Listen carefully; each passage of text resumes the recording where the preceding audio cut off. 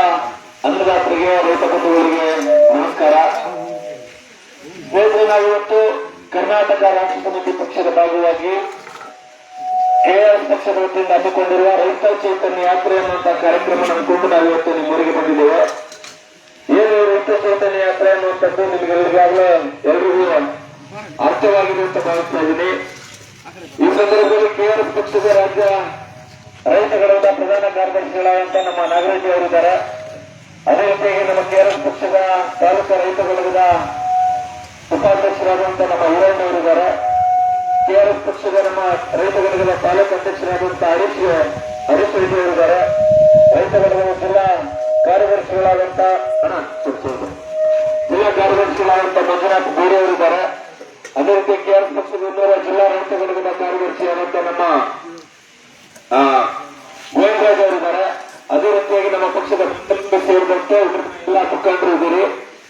ಏನು ಕೆಆರ್ಎಸ್ ಪಕ್ಷದ ಕಾರ್ಯ ಅಂತಂದ್ರೆ, ಅಥವಾ ಕೆಆರ್ಎಸ್ ಪಕ್ಷದ ರೈತ ಚೈತನ್ಯ ಯಾತ್ರೆ ಅನ್ನುವಂಥದ್ದಾದ್ರೆ, ಒಂದು 7 ತಿಂಗಳ ಹಿಂದೆ ನಿಮ್ಮೂರಲ್ಲಿ ಒಂದು ಹಬ್ಬ ಇತ್ತು. ಆ ಹಬ್ಬದ ಆಮೇಲೆ ನಮ್ಮ ರೈತ ಘಟಕದ ತಾಲೂಕಾ ಅಧ್ಯಕ್ಷರಾದ ನಮ್ಮ ರಾಮರಾಜ್ ಅವರಿದ್ದಾರೆ. ಮರೆತು ಬಿಟ್ಟಿದ್ದ ಕ್ಷಮೆಯಲ್ಲಿ. ಅಧ್ಯಕ್ಷರಾದಂತ ನಮ್ಮ ನಾಗರಾಜ್ ಅವರಿದ್ದಾರೆ. 7 ತಿಂಗಳಿಂದ ನಿಮ್ಮೂರಲ್ಲಿ ಒಂದು ದೊಡ್ಡ ಹಬ್ಬ ಇತ್ತು. ಇದೇ ಗಾಡಿ ಎತ್ಕೊಂಡು ನಾನು ಕೂಡ ಬಂದಿದ್ದೆ ಮತ್ತು ನಮ್ಮ ನಾಗರಾಜ್ ಅವರು ಕೂಡ ಇದ್ರು. ಆಗ ಕುಡಿಯೋಕ್ಕೆ ನೀರು ಇರಲಿಲ್ಲ. ನಮ್ಮೂರಿಗೆ ಹಬ್ಬದ ಸಂದರ್ಭದಲ್ಲಿ ಕುಡಿಯೋ ನೀರು ಬಿಡ್ತಾ ಇರಲಿಲ್ಲ. ಆಗ ನಮ್ಮ ನಾಗರಾಜ್ ಅವರು ಮತ್ತೆ ನಾವು ಸೇರ್ಕೊಂಡು ಪಿಡಿಒಗೆ ಫೋನ್ ಮಾಡಿ ಇಮಿಡಿಯೇಟ್ಲಿ 5 ಗಂಟೆಗೆ ನೀರಿನ ಟ್ಯಾಂಕ್ ಮೂಲಕ ನಿಮಗೆ ಊರಿಗೆ ನೀರು ಹಾಕುವಂತ ಅಥವಾ ನೀರು ಬಿಡುವಂತ ಕೆಲಸವನ್ನು ನಾವು ಮಾಡಿದ್ವಿ. ನೀರು ಬಂದಿತ್ತು ತಾನೆ ಏನ್ರಿ ನಾಗರಾಜ್ ಅವರ? ಹೌದಾ? ನಾವು 4 ಗಂಟೆಗೆ ಇಲ್ಲಿ ಬಂದು ಮಾತಾಡುವಾಗ ಹಬ್ಬ ಇತ್ತು, ಊರ ಹಬ್ಬ ಇತ್ತು, ದೊಡ್ಡ ಹಬ್ಬ ಇತ್ತು. ಅವಾಗ ಯಾರು ಕೂಡ ನೀವು ಹೇಳಿದ್ರಿ ನಿಮ್ಮೂರಿನ ಸಮಸ್ಯೆಗಳೇನು ಅಂತ ನಾವು ಕೇಳಕ್ ಬಂದಾಗ ನೀವು ಏನ್ ಹೇಳಿದ್ರು, ನಮ್ಮೂರಿಗೆ ಕುಡಿಯೋಕ್ ನೀರಿಲ್ಲ ಅಂತ ಹೇಳ್ತಾ ಇದ್ರಿ. ಅವಾಗ ನಾವು ಪಿಡಿಒಗೆ ಮಾತಾಡುವಾಗ ಟ್ಯಾಂಕರ್ಗೆ ಇಮಿಡಿಯೇಟ್ ಆಗಿ 1 ತಾಸಲ್ಲಿ ಟ್ಯಾಂಕರ್ ಮೂಲಕ ನೀರನ್ನ ಮನೆ ಮನೆಗೆ ಬಿಡುವಂತ ಕೆಲಸವನ್ನ ಕೆಆರ್ಎಸ್ ಪಕ್ಷ ಮಾಡ್ತು. ಬೇರೆ ಯಾರಾದ್ರೂ ಪಕ್ಷದವ್ರು ಬಂದಿದ್ರೆ ಇದು ಕೆಲಸ ಆಗ್ತಾ ಇತ್ತಾ?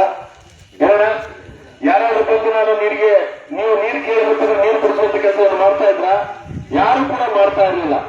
ಅದೇ ರೀತಿಯಾಗಿ ಕೆಆರ್ಎಸ್ ಪಕ್ಷ ಈ ಊರಲ್ಲಿ ಮಾತ್ರ ಅಲ್ಲ, ಇಡೀ ರಾಜ್ಯಾದ್ಯಂತ ಯಾವ ಊರಲ್ಲಿ ಅನ್ಯಾಯ ಆಗ್ತಾ ಇದೆ, ಯಾವ ಊರಿಗೆ ಮೋಸ ಆಗ್ತಾ ಇದೆ, ಯಾವ ಊರಿಗೆ ಮೂಲಭೂತ ಸೌಲಭ್ಯಗಳು ಸಿಗ್ತಾ ಇಲ್ಲ, ಆ ಊರಿಗೆ ಸರ್ಕಾರದ ವತಿಯಿಂದ ಸಿಗಬೇಕಾದಂತ ಯೋಜನೆಗಳೇನು ಅನ್ನುವಂಥದ್ದನ್ನ ಪಟ್ಟಿ ಮಾಡಿ ಆ ಊರಿಗೆ ನ್ಯಾಯ ಕೊಡಿಸುವಂತ ಕೆಲಸವನ್ನ ಕೆಆರ್ಎಸ್ ಪಕ್ಷ ಮಾಡ್ತಾ ಇದೆ. ಅದೇ ರೀತಿಯಾಗಿ ಇದೇ ತಿಂಗಳು 29ನೇ ತಾರೀಕಿಗೆ ಕೆಆರ್ಎಸ್ ಪಕ್ಷದ ವತಿಯಿಂದ 1 ದಿನದ ಬೃಹತ್ತಾದಂತ ಹೋರಾಟವನ್ನ ಡಿಸಿ ಕಚೇರಿ ಮುಂದೆ ಹಮ್ಮಿಕೊಂಡಿದ್ದೀವಿ. ಯಾಕೆ ಡಿಸಿ ಕಚೇರಿ ಮುಂದೆ 1 ದಿನದ ಹೋರಾಟವನ್ನು ಹಮ್ಮಿಕೊಂಡಿದ್ದೀವಿ ಅಂತಂದ್ರೆ, ಇವತ್ತು ರೈತರಿಗೆ ನಾಳೆಗೆ ಇವತ್ತು ಮಳೆ ಬಂತು ಅಂತಂದ್ರೆ ರಸಗೊಬ್ಬರ ಇವತ್ತು ಸರ್ಕಾರದ ವತಿಯಿಂದ ಸಿಗ್ತಾ ಇಲ್ಲ, ಬೀಜಗಳು ಸಿಗ್ತಾ ಇಲ್ಲ. ಹೌದಾ? ಏನಾದ್ರೂ ಗೊಬ್ಬರ ಸಿಗ್ತೈತಾ ನಿಮಗೆ? ಗೊಬ್ಬರ ಸಿಗ್ತೈತಾ? ಬೀಜನೂ ಸಿಗ್ತಾ ಇಲ್ಲ, ಗೊಬ್ಬರನೂ ಸಿಗ್ತಾ ಇಲ್ಲ. ಅದನ್ನ ಒದಗಿಸಬೇಕಾದಂತದ್ದು ಯಾರ ಕರ್ತವ್ಯ? ಸರ್ಕಾರದ ಕರ್ತವ್ಯ. ಸರ್ಕಾರ ಇವತ್ತಿನ ಕೆಲಸಕ್ಕೆ ಬರ್ತೈತಾ? ನಿಮಗೆ ಯಾರಾದ್ರೂ ನಿಮ್ಮ ಪರವಾಗಿ ಏನಾದ್ರು ಕೆಲಸವನ್ನು ಮಾಡ್ತಾ ಇತ್ತಾ? ಅವರಿಗೆ ಅಧಿಕಾರಿಗಳಿಗೆ, ಎಮ್ಮೆ ಚರ್ಮದ ಅಧಿಕಾರಿಗಳಿಗೆ ನಾವೇನ್ ಮಾಡಬೇಕು? ಬಿಸಿ ಮುಟ್ಟಿಸ್ಬೇಕು. ಇವತ್ತು ಜೋರಾಗಿ ಮಳೆ ಆಯ್ತು ಅಂತಂದ್ರೆ ನೀವೆಲ್ಲರೂ ಮೆಕ್ಕೆಜೋಳ ಬಿತ್ತನೆ ಮಾಡ್ತೀರಿ, ರಾಗಿ ಬಿತ್ತನೆ ಮಾಡ್ತೀರಿ, ಅಥವಾ ಶೇಂಗಾ ಬಿತ್ತನೆ ಮಾಡ್ತೀರಿ. ಶೇಂಗಾ ಬೀಜ ಕೊಟ್ಟಿಲ್ಲ, ಮೆಕ್ಕೆಜೋಳ ಬೀಜ ಕೊಡ್ತಾ ಇಲ್ಲ, ಗೊಬ್ಬರ ಕೊಡ್ತಾ ಇಲ್ಲ. ಅದು ಕೂಡ FID ಅಂತ ಮಾಡಿಬಿಟ್ಟು ತಿಂಗಳಿಗೆ 2 ಚೀಲ ಮಾತ್ರ ಗೊಬ್ಬರ ಕೊಡುವಂತ ನಿಯಮವನ್ನು ಸರ್ಕಾರ ಜಾರಿಗೆ ತಂದಿದೆ. ಅದರಿಂದ ಲಾಸ್ ಯಾರಿಗೆ? ನಷ್ಟ ಯಾರಿಗೆ? ರೈತರಿಗೆ. ಹಾಗಾಗಿ ರೈತರಿಗೆ ನಷ್ಟ ಆಗ್ತಾ ಇದೆ ಅಂದಾಗ ಅದನ್ನ ನೋಡ್ಕೊಂಡು ನಾವು ಸುಮ್ಮನೆ ಕೊಡ್ಬೇಕಾ? ರೈತರಿಗೆ ಕಷ್ಟ ಆಗ್ತೈತೆ ಅಂದಾಗ ರೈತರಿಗೆ ಕಷ್ಟ ಆಗ್ತಾ ಇದೆ ಅಂದಾಗ ನಾವು ಸುಮ್ಮನೆ ನೋಡ್ಕೊಂಡು ಕೊಡ್ಬೇಕಾ? ಅದ್ರ ಬಗ್ಗೆ ಧ್ವನಿ ಎತ್ತಬೇಕಲ್ಲ.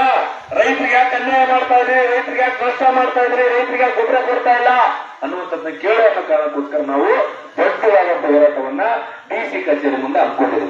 ಅದಕ್ಕೆ ನೀವೆಲ್ಲರೂ ಬರಬೇಕು. ಆಮೇಲೆ ವಿದ್ಯುತ್ ಖಾಸಗೀಕರಣ ಮಾಡ್ತಾ ಇದ್ದಾರೆ ಇವತ್ತು. ಅಂದ್ರೆ ಟಾಟಾ ಅನ್ನುವಂತ ಕಂಪನಿಯವರಿಗೆ ಮಾರಾಟ ಮಾಡ್ತಾ ಇದ್ರೆ ಇವತ್ತು ಸರ್ಕಾರ ಎಷ್ಟು ಮಟ್ಟಿಗೆ ಬಡತನದಲ್ಲಿದೆ ಅಂತಂದ್ರೆ ಒಂದು ಇಲಾಖೆನ ಮೇಂಟೈನ್ ಮಾಡಕ್ ಆಗ್ತಾ ಇಲ್ಲ. ಏನೋ ವಿದ್ಯುತ್ ಶಕ್ತಿ ಸರಬರಾಜು ಕಂಪನಿ ಅಂತ ಏನಿದೆ ನಿಮ್ಮ ಬೆಸ್ಕಾಂ, ಅಂದ್ರೆ ಬೆಂಗಳೂರು ವಿದ್ಯುತ್ ಶಕ್ತಿ ಸರಬರಾಜು ನಿಯಮಿತ ಕಂಪನಿ ಅಂತ ಏನಿದೆ, ಅದನ್ನು ಕೂಡ ನಿರ್ವಹಣೆ ಮಾಡಕ್ ಆಗ್ತಾ ಇಲ್ಲ ಇವತ್ತು ಸರ್ಕಾರಕ್ಕೆ. ಅದನ್ನ ಯಾವ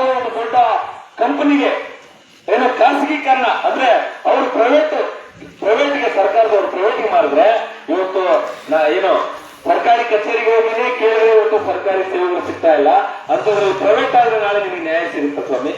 ಆಗ್ತಾರೆ, ಅದನ್ನೂ ಕೈ ಬಿಡಬೇಕು. ಆಮೇಲೆ ಇವತ್ತು ಎಷ್ಟೋ ರೈತರಿಗೆ ಇನ್ಸೂರೆನ್ಸ್ ಹಣ ಬಂದಿಲ್ಲ. ನಿಮಗೆಲ್ಲ ಬಂದೈತಾ ಹೇಳ? ಇನ್ಸೂರೆನ್ಸ್ ಹಣ ಬಂದೈತೆ ನಿಮಗೆ ನೋಡಿ. ಎಷ್ಟು ವರ್ಷದಿಂದ ಕಟ್ತಾ ಇದ್ರಿ ಇನ್ಸೂರೆನ್ಸ್? ಸುಮಾರು ವರ್ಷದಿಂದ ಕಟ್ತಾ ಇದ್ರಿ. ನಿಮಗೆ ಇನ್ನೂ ಇದುವರೆಗಾದ್ರೂ ಕೂಡ ಸರಿಯಾದ ಸಮಯಕ್ಕೆ ಸರಿಯಾದ ಇನ್ಸೂರೆನ್ಸ್ ಹಣ ಕೊಟ್ಟಿಲ್ಲ. ನೀವು ಕಟ್ತಾನೆ ಇದ್ದೀರಿ, ಆದ್ರೆ ಇನ್ಸೂರೆನ್ಸ್ ವಾಪಸ್ ಸರ್ಕಾರ ವತಿಯಿಂದ ಬರ್ತಾ ಇಲ್ಲ. ಹಾಗಾಗಿ ಇದನ್ನೂ ಕೂಡ ಯಾಕೆ ಕೊಡ್ತಾ ಇಲ್ಲ? ಯಾಕೆ ರೈತರಿಗೆ ಮೋಸ ಮಾಡ್ತಾ ಇದ್ರಿ? ಅಥವಾ ಕೊಡಲ್ಲ ಅಂತ ಹೇಳ್ಬಿಟ್ರೆ ನಮ್ಮ ಹತ್ರ ಇನ್ಸೂರೆನ್ಸ್ ಯಾಕಾದ್ರೂ ಕಟ್ಕತ್ರಿ ನೀವು? ಹೌದಾ?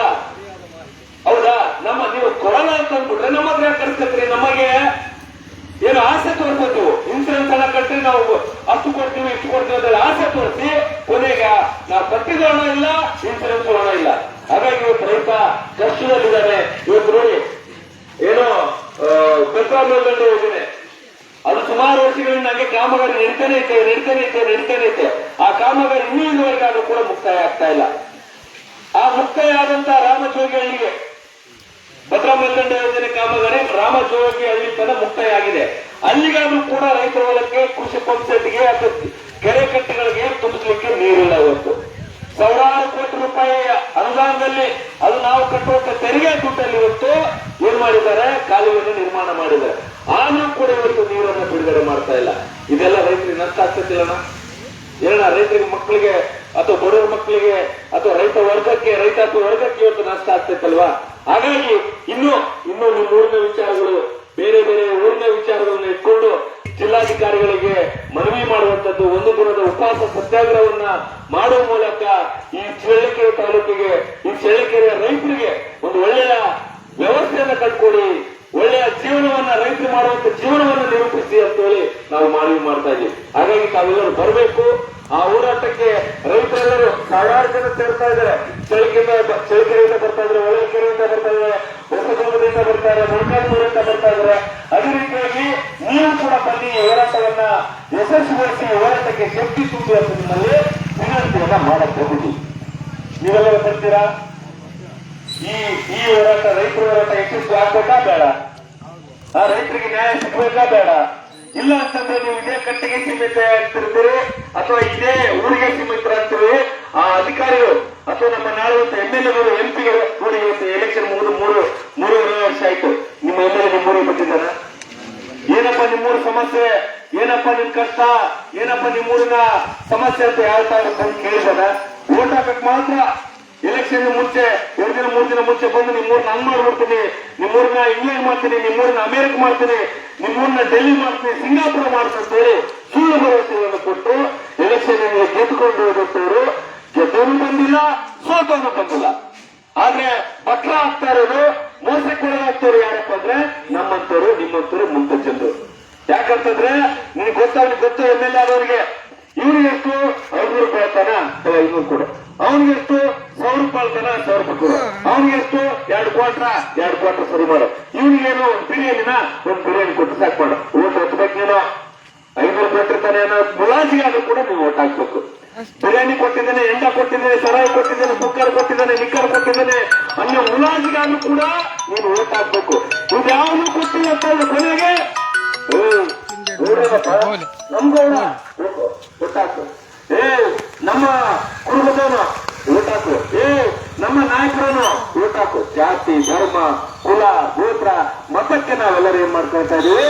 ನಮ್ಮ ಹಕ್ಕನ್ನ, ಮತವನ್ನ ಮಾಡಿಕೊಂಡು ಪ್ರಾಮಾಣಿಕರಿಗೆ ಅಥವಾ ನ್ಯಾಯಬದ್ಧವಾಗಿ ಕೆಲಸ ಮಾಡೋರನ್ನ ದೂರ ತಳ್ತೀವಿ. ಕಳ್ಳರಿಗೆ, ಸುಳ್ಳರಿಗೆ, ಮೋಸಗಾರರಿಗೆ, ವಂಚನೆಗಾರರಿಗೆ ನಾವೇನ್ ಮಾಡ್ತಾ ಇದೀವಿ? MLAಗಳನ್ನಾಗಿ ಮಾಡ್ತಾ ಇದೀವಿ, MP ಗಳನ್ನಾಗಿ ಮಾಡ್ತಾ ಇದೀವಿ. ಹಾಗಾಗಿ ನೀವೆಲ್ಲರೂ ಕೂಡ ಜಾಗೃತರಾಗಿ ಒಳ್ಳೆಯದು ಯಾವುದು, ಸತ್ಯ ಯಾವುದು, ಧರ್ಮ ಯಾವುದು, ನೀತಿ ಯಾವುದು, ಸುಳ್ಳು ಯಾವುದು, ಯಾರು ಕಳ್ಳರಿದ್ದಾರೆ, ಯಾರು ಮೋಸ ಮಾಡ್ತಾ ಇದ್ದಾರೆ ಅನ್ನೋದ್ರ ಬಗ್ಗೆ ದಯವಿಟ್ಟು ಅರ್ಥ ಮಾಡಿಕೊಂಡು ನೀವೆಲ್ಲರೂ ಮುಂದಿನ ತೀರ್ಮಾನಗಳಲ್ಲಿ ಪ್ರಬುದ್ಧರಾಗಬೇಕು, ಒಳ್ಳೆಯ ನಾಗರಿಕರಾಗಬೇಕು. ನಿಮಗೆ ಯಾವುದೇ ಕಷ್ಟ ಬಂದ್ರೆ, ನಿಮ್ಮೂರಿಗೆ ಯಾವುದೇ ಅನ್ಯಾಯ ಆದ್ರೆ, ನಿಮ್ಮೂರಿನ ಮಕ್ಕಳಿಗೆ, ನಿಮ್ಮೂರಲ್ಲಿ ಒಳ್ಳೆಯ ರಸ್ತೆಗಳಿಲ್ಲ, ಚರಂಡಿಗಳಿಲ್ಲ, ಬೀದಿ ದೀಪಗಳಿಲ್ಲ, ಕುಡಿಯುವ ನೀರಿನ ವ್ಯವಸ್ಥೆ ಇಲ್ಲ, ಆಸ್ಪತ್ರೆಗಳಿಲ್ಲ, ಶಾಲೆಗಳಿಲ್ಲ, ಇನ್ಸೂರೆನ್ಸ್ ಹಣ ಕೊಟ್ಟಿಲ್ಲ, ಇಂಥ ನೂರಾರು ಸಮಸ್ಯೆಗಳನ್ನ ಎದುರಿಸುತ್ತಿರುವಂತ ನನ್ನ ಆತ್ಮೀಯ ಹೊನ್ನೂರು ಗ್ರಾಮಸ್ಥರ ರೈತರ ಪರವಾಗಿ ನಾವೇನ್ ಮಾಡಕ್ ಬಂದಿದ್ದೀವಿ? ನಿಮ್ ಜೊತೆ ಇದ್ದೀವಿ ನಾವು. ನಿಮಗೆ ಏನೇ ಅನ್ಯಾಯ ಆದ್ರೂ ನಮ್ಗೆ ಫೋನ್ ಮಾಡಿ, ನಿಮಗೆ ಏನೇ ಕಷ್ಟ ಆದ್ರೆ ನಮಗೆ ಫೋನ್ ಮಾಡಿ.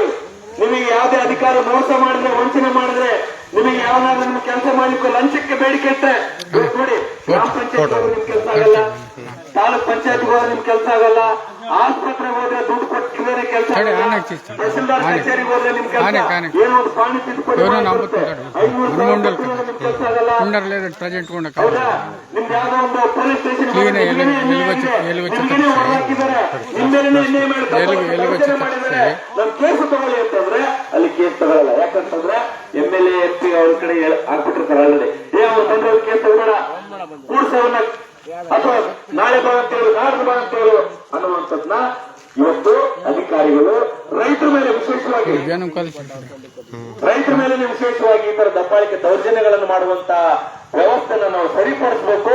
ಸಾರ್ವಜನಿಕರು ಅಥವಾ ಸಾಮಾನ್ಯರು ಅಥವಾ ಬಡವರು ಒಳ್ಳೆಯ ಜೀವನವನ್ನ ನಿರ್ಮಾಣ ಮಾಡುವಂತ ವ್ಯವಸ್ಥೆಯನ್ನು ಕಟ್ಟಬೇಕಂತ ಹೇಳಿ ನಾವು ನೋಡಿ. ಇವತ್ತು 8 ಗಂಟೆ ಆಗ್ತಾ ಇದ್ದ, ಎಷ್ಟು ಆಗ್ತದೆ ಸಮಯ 7:30 ಆದ್ರೂ ಕೂಡ ನಾವು ಊರು ಭೇಟಿ ಕೊಡ್ತಾ ಇದೀವಿ, ಹಳ್ಳಿಗೆ ಭೇಟಿ. ನಮಗೇನಾದ್ರು ನಿಮ್ಮೂರಿಗೆ ಬಂದು ನಿಮ್ಮೆಲ್ಲರನ್ನ ಎಚ್ಚರಿಗೊಳಿಸ್ಲಿಕ್ಕೆ, ನಿಮ್ಮೆಲ್ಲರನ್ನ ಒಳ್ಳೆಯರಾಗ್ರಪ್ಪ ಅಂತ ಹೇಳಕ್ ನಮಗೇನಾದ್ರು ದರ್ದೈತಾ? ನಮಗೆ ನೀವೇನಾದ್ರು ಕೊಟ್ಟಿದ್ದೀರಾ? ಅಥವಾ ನೀವೇನು ನಮಗೇನಾದ್ರು MLA ಮಾಡಿದ್ದೀರಾ, MP ಮಾಡಿದ್ದೀರಾ, ಏನ ಗ್ರಾಮ ಪಂಚಾಯತ್ ಮೆಂಬರ್ ಮಾಡಿದ್ದೀರಾ? ಏನು ಮಾಡಿಲ್ಲ. ನಾವು ನಿಮಗೆ ಹಣ ಕೇಳ್ತಾ ಇಲ್ಲ, ಅಂತಸ್ತು ಕೇಳ್ತಾ ಇಲ್ಲ, ರೂಪಾಯಿ ಕೇಳ್ತಾ ಇಲ್ಲ. ನಿಮ್ಮೂರಿನ ಸಮಸ್ಯೆಗಳನ್ನ ಕೇಳಕ್ ಬಂದಿದ್ದೀವಿ. ಏನಪ್ಪಾ, ನಿಮ್ಮೂರಿನ ಸಮಸ್ಯೆ ಕೇಳಕ್ ಯಾರು ಲೀಡರ್ ಬಂದಿದ್ರ? ಬೇರೆ ಪಕ್ಷದ ಮುಖಂಡರು ಬಂದಿದ್ದಾರ? ಅಥವಾ ಬೇರೆ ಯಾರು ಬಂದವರು ಬಿಟ್ಟರು? ಚಳ್ಳಕೆರೆಯಿಂದ ಬಂದವರು ಬಿಟ್ಟರು, ಚಿತ್ರದುರ್ಗದಿಂದ ಬಂದವರು ಬಿಟ್ಟರು. ನಿಮ್ಮೂರಲ್ಲಿ ಇರುವಂತ ನಾಯಕರು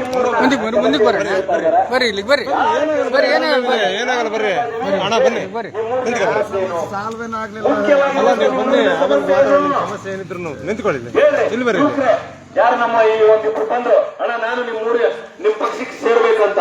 ನೀವೆಲ್ಲ ಪ್ರಜ್ಞಾವಂತರಿದ್ದೀರಿ, ಹೇಳಿ ನಿಮ್ಮೂರಿನ ಸಮಸ್ಯೆಗಳು ಏನಿದಾವೆ? ನಿಮ್ಮೂರಿನ ಆಸ್ಪತ್ರೆಗಳು ಹೆಂಗಿದಾವೆ? ಶಾಲೆ ಹೆಂಗಿದೆ? ರಸ್ತೆಗಳು ಹೆಂಗಿದಾವೆ? ಚರಂಡಿಗಳು ಹೆಂಗಿದಾವೆ? ಯಾರು ಕೂಡ ಹೇಳುತ್ತಾ ಇಲ್ಲ. ಯಾಕೋ ಯಾರು 4 ಮಂದಿಗೆ ಇದ್ದಿದ್ದು ನನಗೆ ಇರುತ್ತೆ ಬಿಡು. ಯಾರ್ಯಾರು ಹಾಳಾಗೋದ್ರೆ ನಮ್ಮನೆ ಚೆನ್ನಾಗಿದೆ, ನಮ್ಮ ಮನೆ ಅಂಗಳ ಚೆನ್ನಾಗಿದೆ, ನಮ್ಮನೆ ಮಕ್ಕಳು ಚೆನ್ನಾಗಿದ್ದಾರೆ, ಹಾಗಾಗಿ ಯಾರ್ಯಾರು ನಮ್ಗೆ ಹಾಕ್ಬೇಕು ಅನ್ನುವಂತ ತಾವೆಲ್ಲರೂ ನಿರತರಾಗಿದ್ದೀರಿ. ದಯವಿಟ್ಟು ಅನ್ನೋರೆ, ಇದು ರೈತರ ಹಕ್ಕಿಗಾಗಿ ಇವತ್ತು ಇಡೀ ದೇಶಕ್ಕೆ ಅನ್ನ ಹಾಕೊಂಡು ಯಾರು ಏನು ಇಡೀ ಇಲ್ಲಿ ಕೇಳಪ್ಪ. ಅಣ್ಣ ಇದ್ದ ಹೆಸರೇನು ಏನಿದೆ ಕೇಳಪ್ಪ. ಮಾನಸಣ್ಣ, ಇಡೀ ದೇಶಕ್ಕೆ ಅನ್ನ ಹಾಕೊಂತವ್ರು ಯಾರು ಇವತ್ತು? ರೈತರು.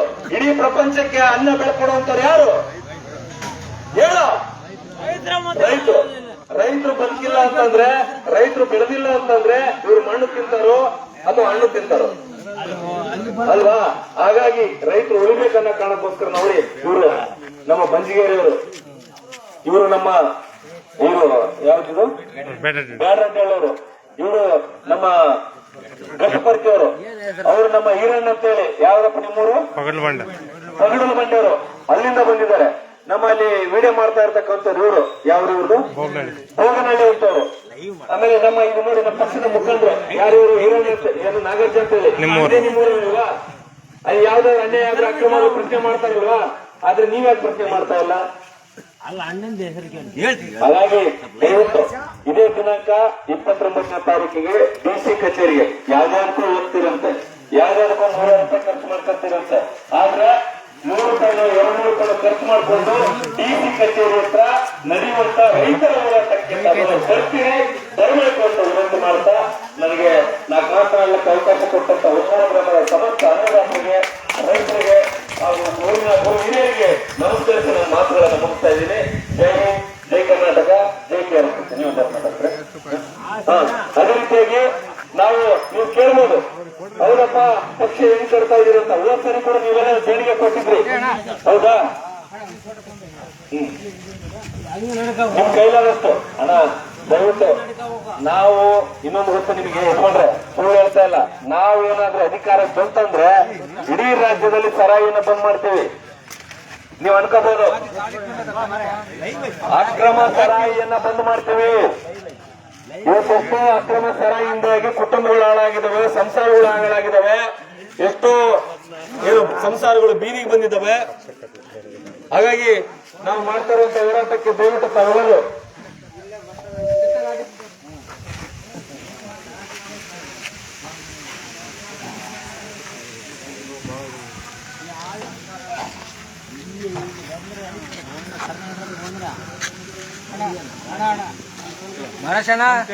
ದೇಣಿಗೆ ನಮ್ಮ ಕೈಲಾದಷ್ಟು 5 ರೂಪಾಯಿ 10 ರೂಪಾಯಿ 10 ರೂಪಾಯಿ ಎಷ್ಟಾಗುತ್ತೆ ಅಷ್ಟು ಕೊಟ್ಟು ದೇಣಿಗೆ ಕೊಟ್ಟು ನಮ್ಮ ಪಕ್ಷಕ್ಕೆ ಬೆಂಬಲ ಕೊಡಿ. ಎಲ್ಲಿ ಕೊಡ್ಬೇಕ ಇದು ನಮ್ದು ಇದು ಭಾಳ ಜನ ದೇಣಿಗೆ ಅದೇ ಬಾಕ್ಸ್ ಇಟ್ಕೊಂಡೆ ಅಣ್ಣವ್ರೆ ನಿಮ್ ಕೈಲಾದಷ್ಟು